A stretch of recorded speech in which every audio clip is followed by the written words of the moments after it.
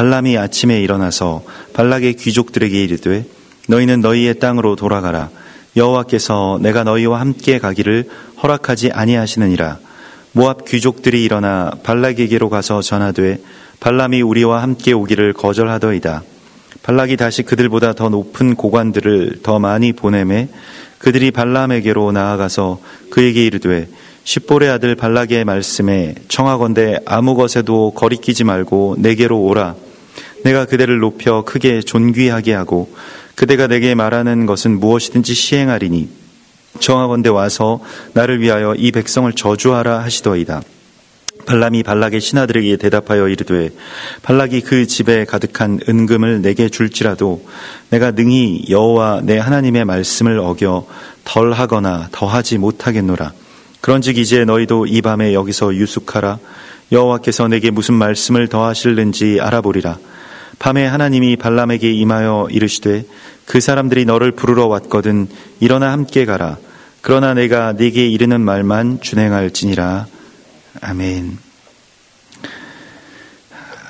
이번 주에 이 발락이라고 하는 이 토라 포션을 통해서 하나님께서는 주의 음성을 듣고 또 주의 능력을 받은 그리고 그 주님의 계시를 받는 주의 사람들이 몰락해가는 과정들을 우리 가운데 보여주심으로써 우리가 이러한 길로 가지 않기를 주의하라고 하시는 주의 메시지를 우리 가운데 주십니다. 또한 특별히 이 발람의 길이라고 하는 것, 발락의 길이라고 하는 것, 그 백성을 저주하는, 그 백성을 부정하고 그 백성이 우리와 하나가 되어야 될 그런 한 지체가 아닌 나의 것을 빼앗아가는 어떤 존재로서의 두려움을 우리 안에서 떨쳐버리라고 말씀을 하고 계십니다. 가인과 아벨에서부터 시작된 이 형제살해의 역사는 내가 다른 사람과 나의 형제와 내가 완전히 다른 존재로 구별될 때, 그러니까 그냥 그가 타인이 되었을 때에 일어나는 일입니다. 우리가 형제의 제단에 만일 불이 내린다면 그 제단에서 같이 하나님께 예배를 드리면 될 일이었습니다. 그러나 그 제단 따로 내 제단 따로 그렇게 있게 될 때 역시 그 형제를 쳐서 죽이기까지 이르게 되는 그런 끔찍한 결과가 나오게 됩니다.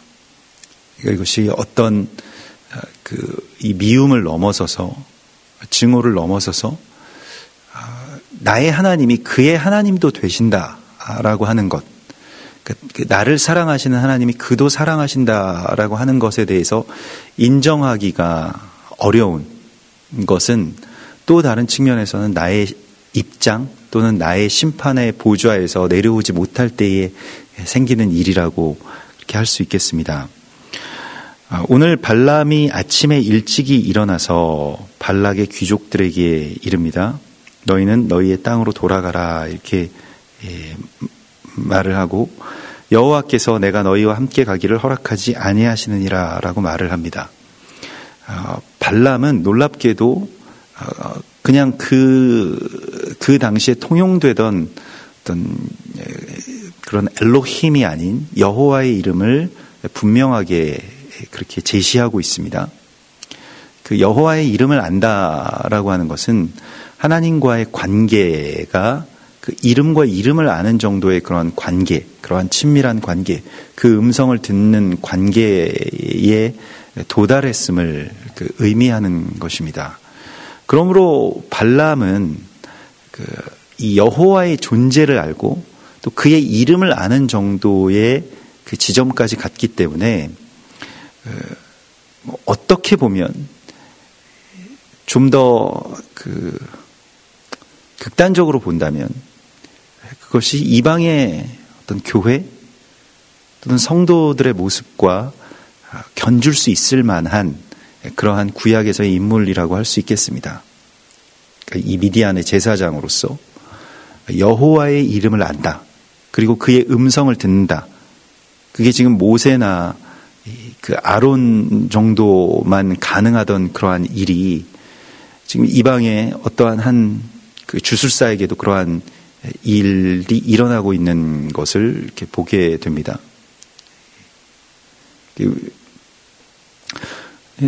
이 한국 복음화의 역사 가운데서도 이 그 평양 신학교의 그 초대 졸업생들 가운데는 그러한 분들이 계셨죠. 그래서 그 원래 어떤 뭐 도교나 또는 한국의 어떤 토착 신앙 가운데 이렇게 그 심취하시던 분들 또는 거의 교주급의 인물들이 성령을 받아서 성령 세례를 받아서 그렇게 다시 이제 목회자로 거듭나게 된 그런 사건들을 한국 교회사가 기록하고 있습니다. 마찬가지로 발람도 그와 같이 이 모압을 변화시키고 그 주변의 땅이 그러니까 그 하나님의 나라로 그렇게 온전하게 변모될 그러한 통로로서 쓰임을 받을 수도 있었겠으나 뭐 결과적으로 보면 발람은 몰락하고 맙니다.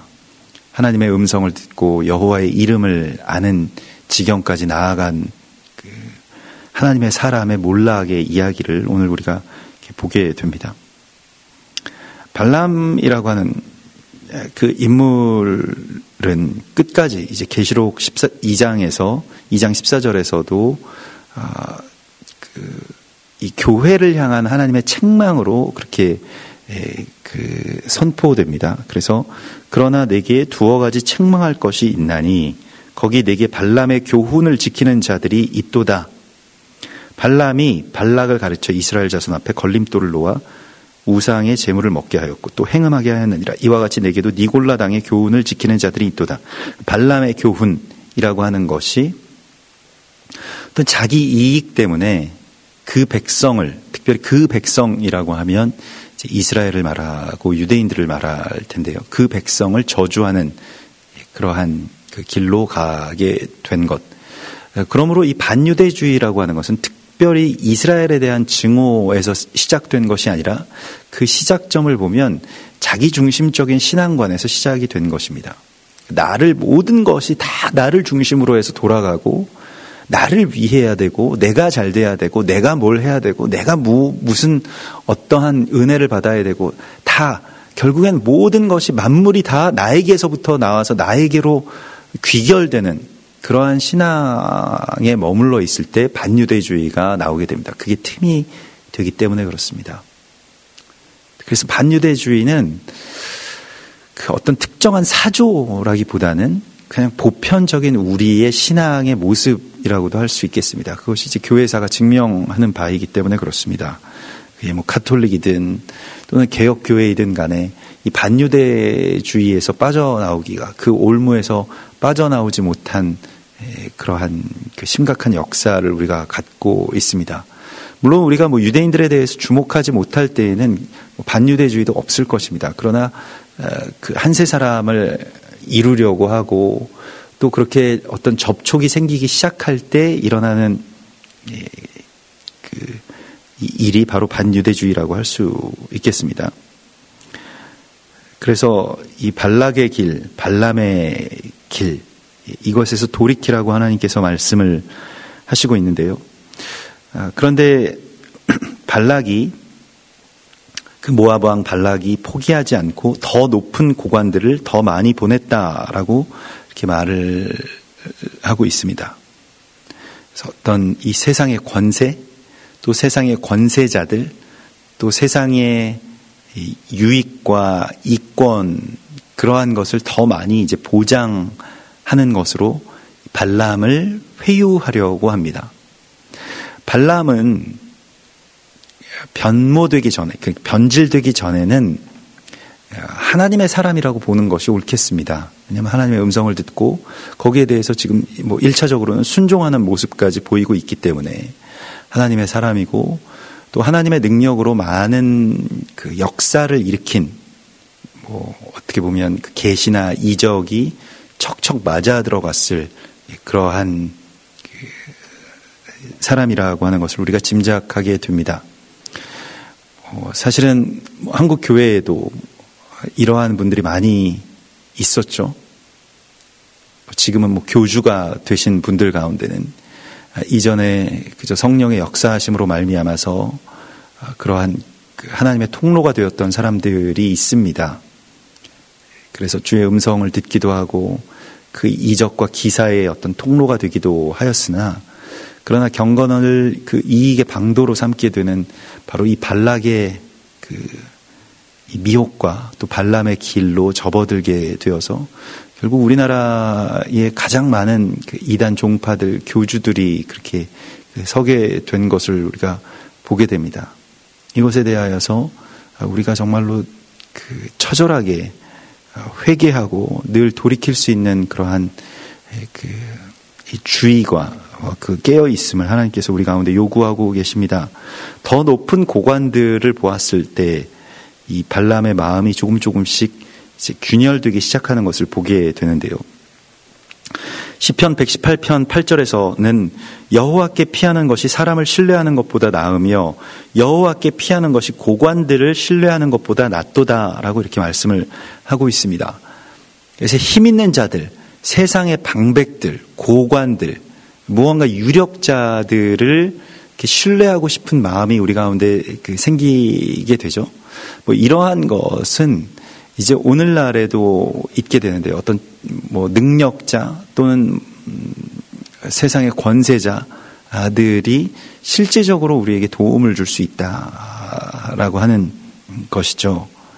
그래서 그 도움을 그것은 굉장히 실제적인 것이기 때문에요. 하나님이 우리를 도와주신다라고 하는 것은 굉장히 희미하게 보인다라고 할 수 있겠습니다. 이게 실제적으로 구체적으로 하나님이 언젠가는 구체적으로 우리를 도우시겠습니다마는, 그러나 그 이전에 우리의 믿음의 영역 안에서는 그것은 그냥 희뿌옇게 보이는 먼 산의 이야기와 같이 느껴질 뿐입니다. 그러나 어떤 정말로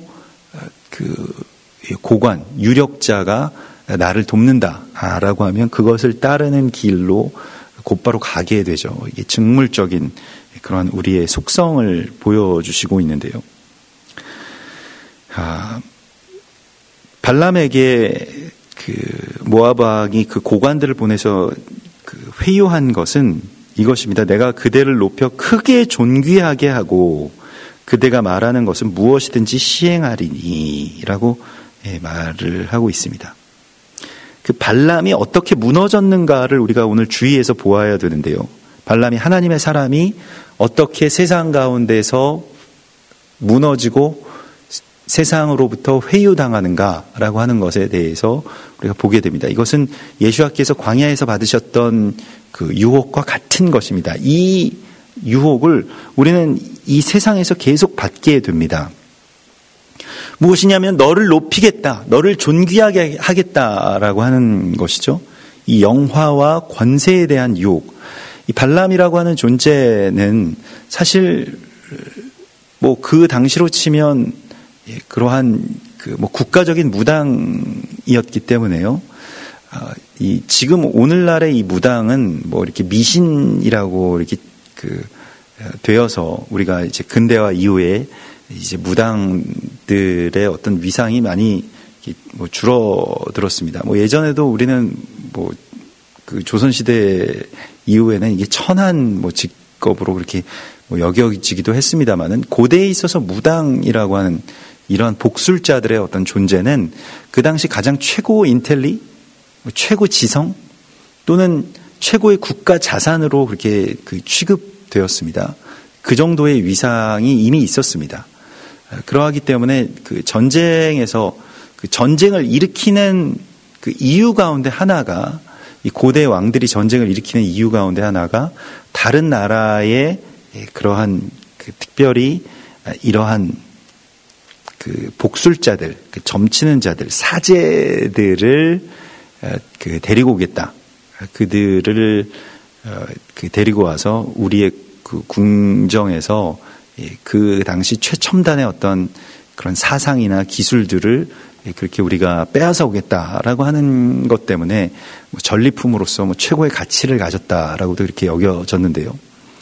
오늘 발람이라고 하는 존재는 국가에 그렇게 복무하는 자가 아니라 혼자서 이제 그 하나님의 음성을 듣고 여호와의 음성을 듣고 또 영험한 능력을 나타냈던 어떻게 보면 뭐 지금으로 치면 제야에 있는 그런 인물입니다. 그를 발탁해서 아주 국가적인 그러한 존재로 그러한 어떤 제사장으로 그를 세우겠다. 이건 누구와 봐도 굉장히 솔깃한 그런 제안이었을 것입니다. 당시에는 이제 뭐 왕정 정치에 있어서 이 제사장의 존재라고 하는 것은 왕이 그의 그 자문을 듣는 그러한 것이었기 때문에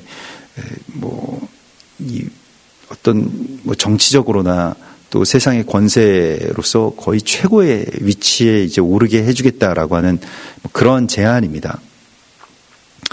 그래서 발람은 하나님의 음성을 듣고 여호와의 이름을 아는 그리고 그의 뜻에 그렇게 순종하면서 나아갔던 사람입니다마는 성령으로 시작했다가 육체로 끝나게 되는 그러한 이야기를 우리에게 그렇게 아주 자세하게 보여주시고 있습니다.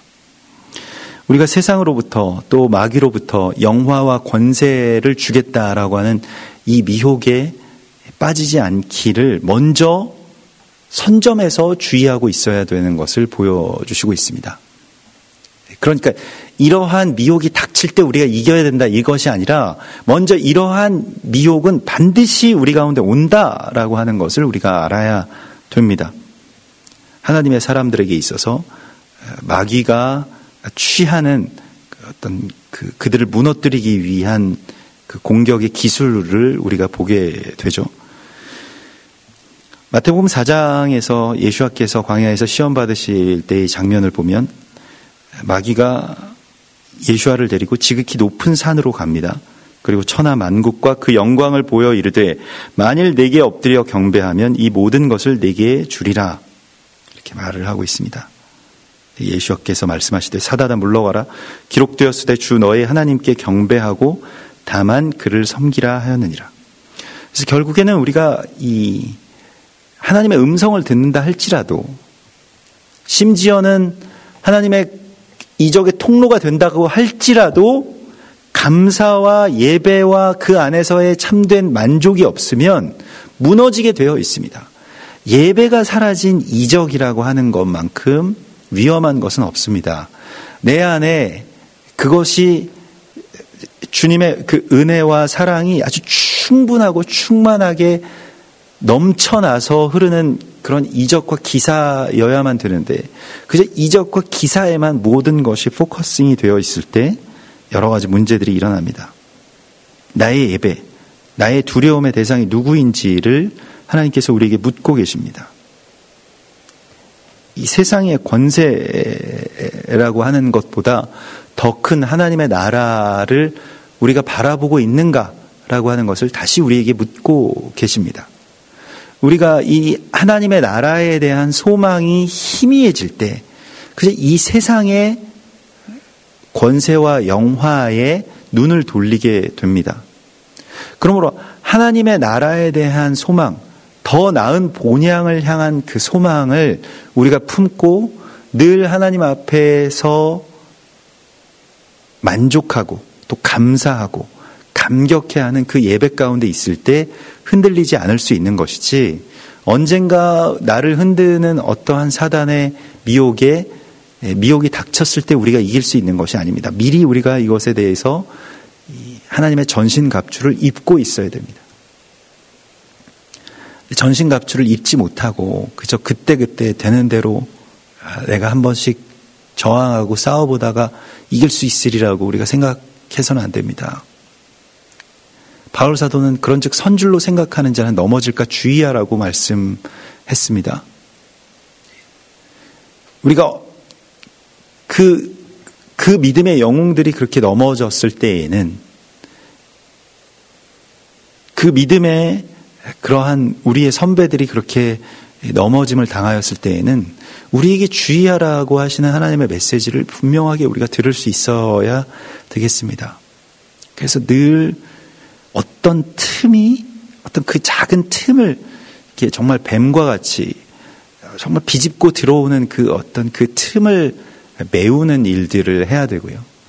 또한 하나님의 전신갑주를 우리의 심령 위에 그렇게 입을 수 있어야 됨을 오늘 우리가 이 말씀을 통해서 보게 됩니다. 특별히 모든 욕망 가운데서 최고의 욕망은 이생의 자랑, 곧 명예의 욕이죠.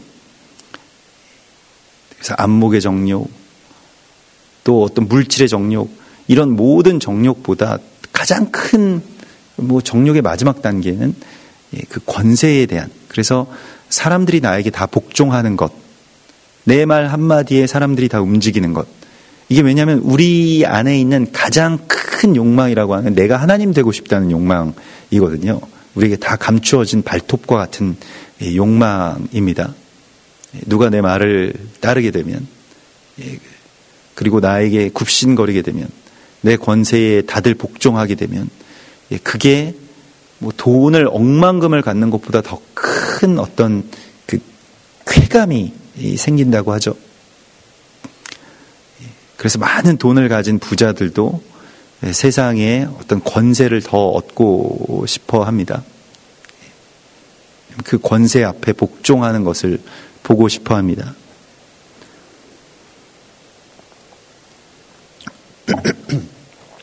이 욕망을 건드리는 것입니다. 사단은. 우리의 욕망의 그 최고치를 이제 사단이 열고 있는 것을 우리가 보게 됩니다. 발람의 일이라고 하는 것은 어떤 악한 이방의 무당의 존재로서만 우리 가운데 제시된 것이 아닙니다. 이거 우리의 어떤 본성에 대한 문제이고 우리가 지금까지 걸어왔던 길입니다.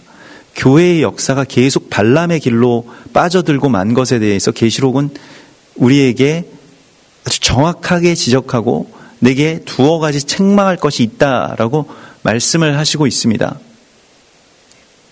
발람의 길로 행하게 하는 것.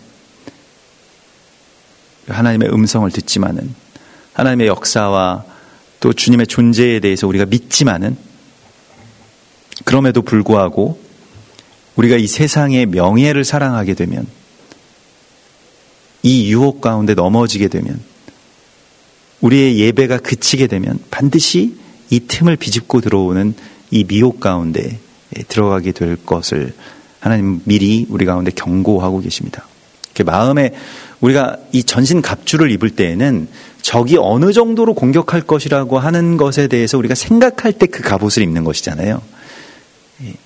적이 그냥 와서 물총을 쏘아야 되는데 우리가 갑옷을 입을 필요는 없을 것입니다.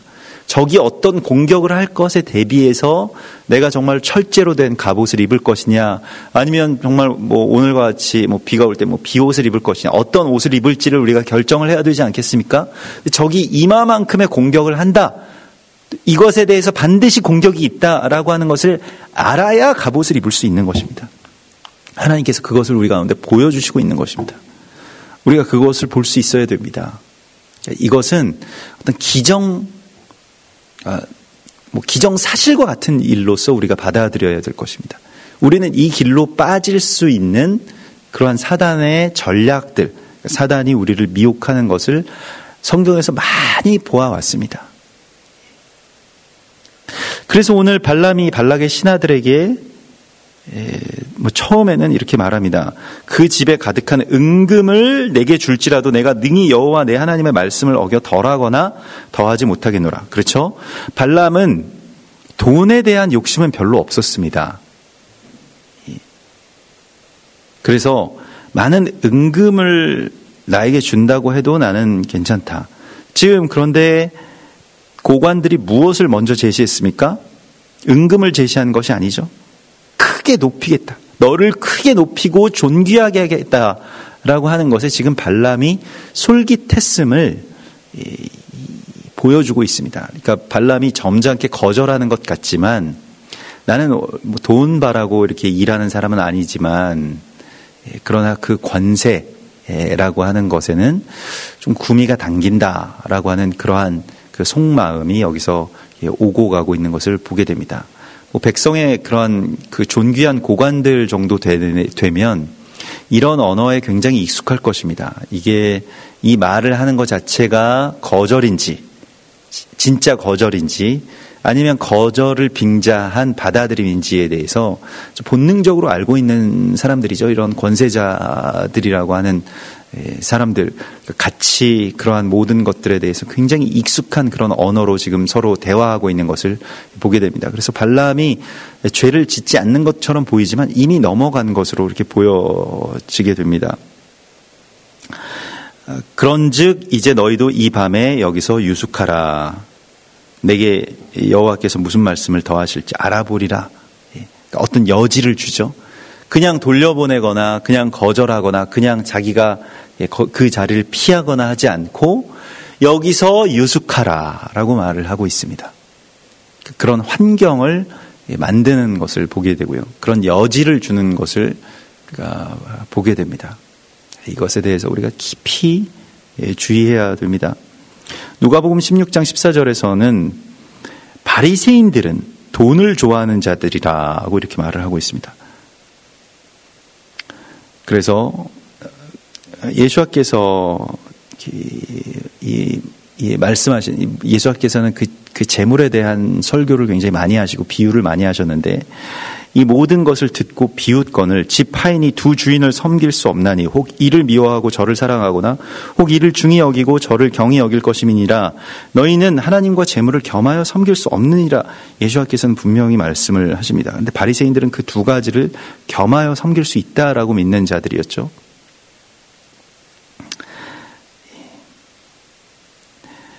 디모데전서 6장 10절에서 돈을 사랑함이 일만하게 뿌리가 된다라고 말씀을 하시고 이것을 탐내는 자들은 미혹을 받아 믿음에서 떠나 많은 근심으로써 자기를 찔렀도다.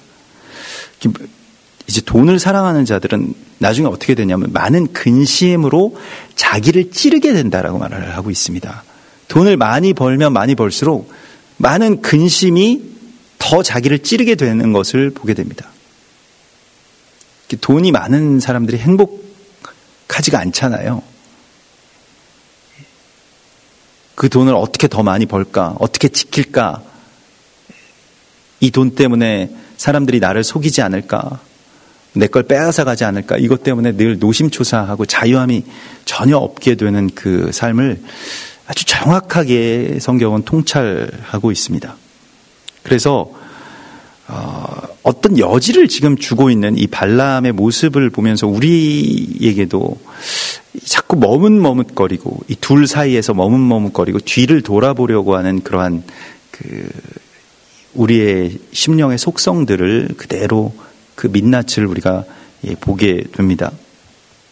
왜냐하면 이 욕망이라고 하는 것은 그 사람 자체이기 때문이죠. 그래서 발람 자체가 지금 드러나게 되는 그런 순간이죠.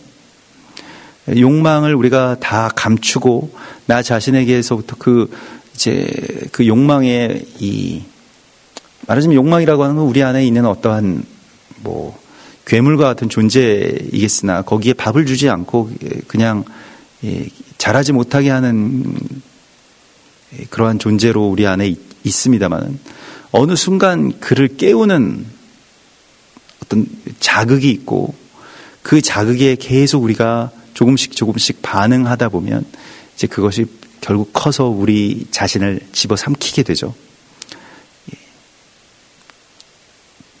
그래서 발람이 밤에 하나님이 말씀을 하시면 내가 조금 뒤바꿔서 한번 다시 생각하고 발람은 이제 나가고 싶다는 거예요. 하나님이 극심하게 말리지만 않으시면 내가 가겠다라고 하는 이 생각을 벌써 이제 결정해 버렸습니다. 하나님은 또한 하나님의 계획을 갖고 계시죠. 만일 발람이 여기에서 그저 하나님의 말씀에 온전하게 순복하고 나는 하나님만을 따르겠습니다 라고 하면 이방의 교회에는 더 일찍 열렸을 수도 있었겠습니다. 이방의 하나님의 그 여호와 하나님의 역사하심이 더 일찍 문을 열게 됐을 수도 있을 것입니다. 발람으로부터 시작되는 어떤 위대한 하나님 나라의 역사가 시작될 수도 있었겠으나 안타깝게도 그렇지 못하였고 발람은 그 밤에 하나님이 혹시 반대하지 않으시면 내가 나아가고 싶다라고 하는 마음으로 그렇게 끙끙대고 있을 때에 하나님이 임하시죠. 그 사람들이 너를 부르러 왔거든 일어나 함께 가라. 그러나 내가 네게 준행할 말만 이르는 말만 준행할지니라 라고 그렇게 말씀을 하십니다. 하나님께서는 다 아셨겠죠. 발람이 나중에 어떻게 할지에 대해서 아셨을 것입니다. 히브리서 13장 7절에 보면 하나님의 말씀을 너희에게 일러주고 너희를 인도하던 자들을 생각하며 그들의 행실의 결말을 주의하여 보고 그들의 믿음을 본받으라고 말씀하고 있습니다. 행실의 결말이 어떠했는가라는 것을 주의해서 보라고 말씀을 하고 있습니다. 우리의 믿음의 영웅들, 또 교회의 지도자들, 많은 선한 영향력을 미쳤던 하나님의 사람들의 행실의 마지막 그 결말을 주의해서 보라고 말씀을 하고 있습니다. 우리가 때때로 안타까워하고 혀를 끌끌 차는 그러한 그 결말도 우리가 주의해서 집중해서 보아야 될 필요가 있습니다. 하나님의 사람들이 어떻게 넘어지고 무너지게 되었는가라고 하는 것에 대하여서도 우리가 직면할 필요가 있습니다. 왜냐하면 이것은 우리의 이야기이기 때문입니다. 사단이 가만히 내버려 두지 않을 것이기 때문입니다. 에베소서 5장 15절을 보면 그런즉 너희가 어떻게 행할지를 자세히 주의하여 지혜 없는 자 같이 하지 말고 오직 지혜 있는 자 같이 하여 세월을 아끼라. 때가 악하니라. 그러므로 어리석은 자가 되지 말고 오직 주의 뜻이 무엇인가를 이해하라고 말씀을 하십니다. 사람의 뜻이 아닌 주의 뜻이 무엇인지를 이해하라. 그래서 우리가 이 발람의 이 몰락을 통해서 발람이 이 작은 틈을 타고 지금 이 미혹이 들어와서 완전히 넘어지게 되는 그런 길로 불섭을 향해서 짚을 지고 나아가는 것과 같은 이 발람의 모습을 우리가 오늘 만나게 됩니다. 무엇이 그의 발걸음을 움직이게 했는가? 무엇이 그의 마음을 움직이게 했는가? 그 오랜 세월 동안 그 안에 감추어졌던 그 욕망이라고 하는 괴물이 서서히 어떻게 깨어나게 되는가를 우리가 보게 됩니다.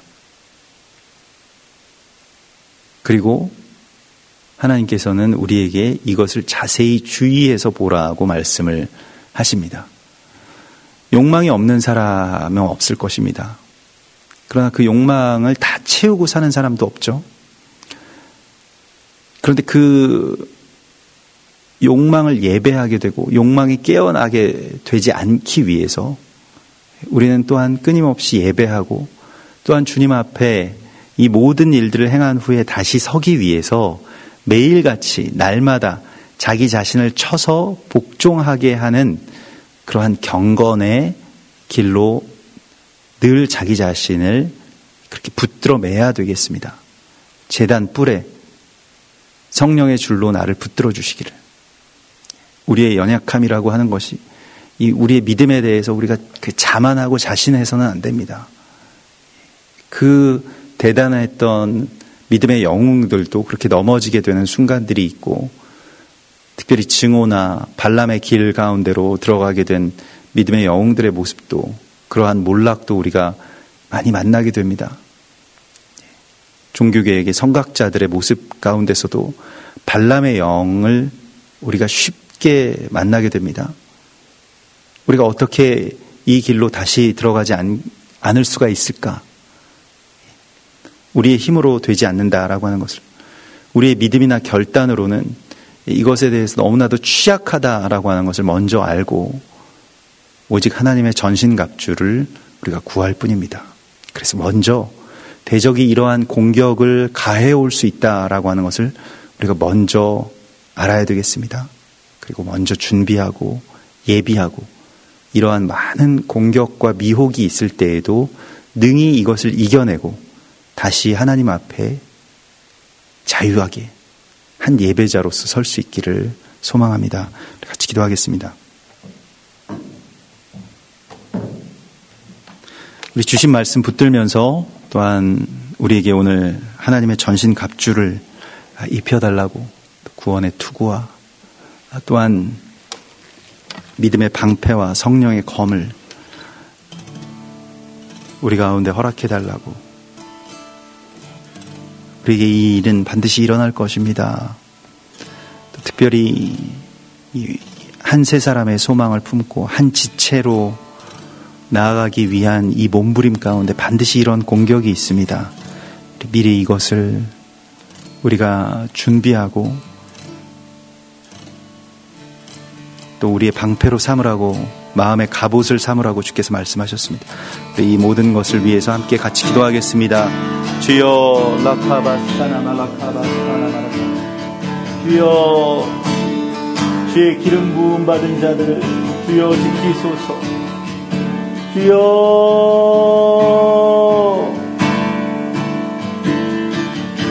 주여 지키소서. 라카바스코아 라카바스코아 라카바스코아 스카나스카나스카나스카나스카나스카나스카나스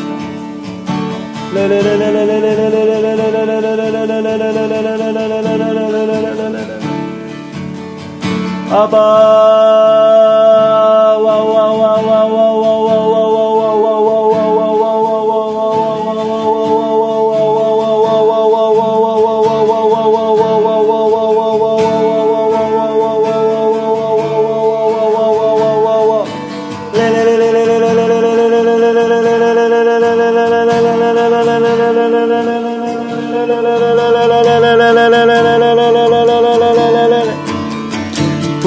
아스카라벨라 카바스코아스 카나말라 카바스코아스 카나말라 카바스코아스 레아스카라벨라 카바스코아스 카나말라 카바스코아스. 아버지요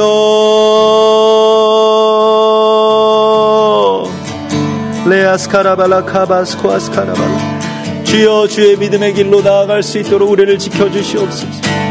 주여 우리를 온전케 하여 주시옵소서. 우리가 넘어지지 않을 수 있도록 주여 지켜주시옵소서. 이 한 세 사람의 길로 나아갈 때에 주여 많은 미혹이 있고 많은 공격이 있고 주여 많은 저주가 있을지라도 주여 우리를 보호하소서. 우리를 보호하소서. 주여 우리를 보호하소서.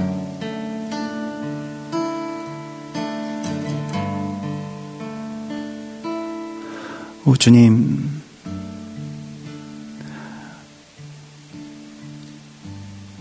참으로 우리의 연약함을 주님께서 아시고 또 우리에게 보여주셨습니다. 우리가 우리 스스로 설 수 있다라고 생각하지 아니하고 오직 주의 보호를 요청하고 구합니다. 주님, 우리를 지켜주시옵소서.